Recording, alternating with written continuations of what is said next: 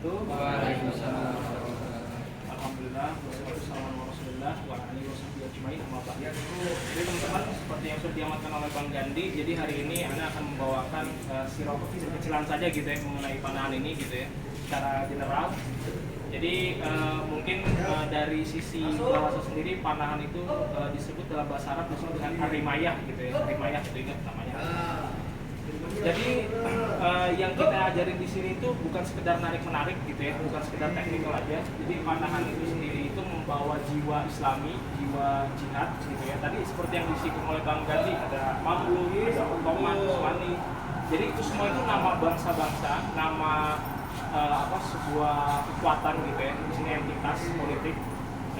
Mereka representasi Islam di masa lalu ya, tepatnya bisa teman-teman cari di masa Crusader, masa Perang Salib, di masa abad pertengahan juga ada. Mereka ini yang merepresentasikan Islam setelah melemahnya kekuatan kekhalifahan gitu ya, transisi dari masa kekhalifahan ke masa kesultanan atau kerajaan-kerajaan Islam gitu.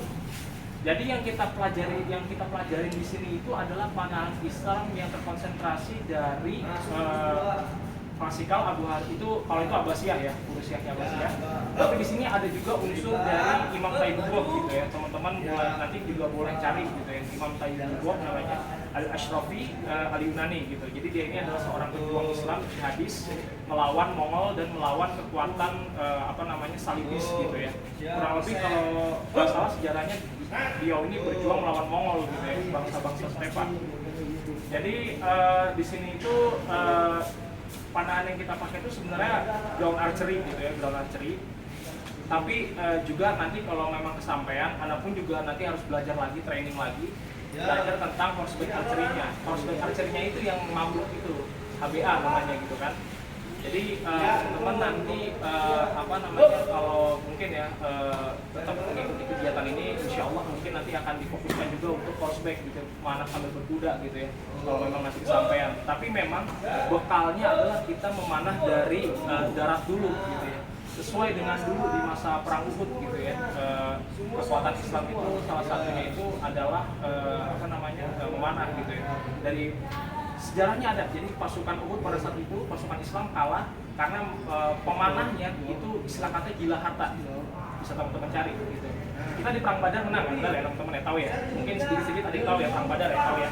624 di mana di situ kita melawan kafir Quraisy menang, tapi begitu setahun kemudian di perang Uhud kita kalah gitu ya.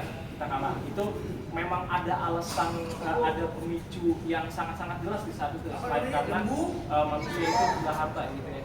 Pemanah itu adalah salah satu kunci dalam peperangan teman-teman gitu ya. Jadi dalam memainkan logistik musuh, dalam distraksi musuh gitu, itu menggunakan pemanah, bukan pasukan pedang. Kenapa gitu?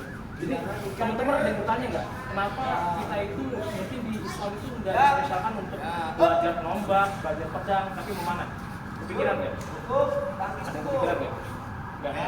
Ya itu alasannya, karena pemanah itu spesial karena memang dia strategis dalam posisi perang gitu. Dia bisa menentukan, dia bisa menyerang musuh dari jarak jauh sehingga dia minim kontak. Jadi itu bisa menghancurkan moralitas musuh istilah katanya. Kita kalau di dalam medan perang itu bukan hanya berbicara tentang kontak fisik perangan, tapi juga berbicara tentang moralitas musuh. Apakah musuh ini itu digerakkan dengan hawa nafsu, misalnya dia ingin dulu ya, berperang itu percaya itu dulu jadi profesi, kayak pekerjaan. Orang cari duit, nafkah itu dari perang ya. Makanya kenapa pasukan dulu banyak sekali konflik yang terjadi apalagi di Eropa itu berkaitan dengan masa feodal lah ya. Itu karena memang mereka cari duit, bisa jadi kaya dari bisa ngasih makan anak dan istrinya dari berperang gitu. Itu mengapa gitu ya. Jadi tadi posisi pemanah itu spesial karena itu tadi strategis gitu ya. Jadi saya berpesan sama teman-teman perlu juga namanya kita belajar sejarahnya juga gitu ya.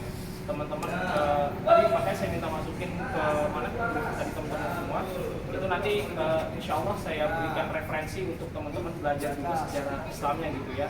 Jadi mana itu kita bukan asal narik aja, tapi di sini ada esensi filosofisnya juga gitu ya. Dan saya harap teman-teman di sini bisa mengerti kalau memanah itu bukan olahraga sembarangan gitu ya.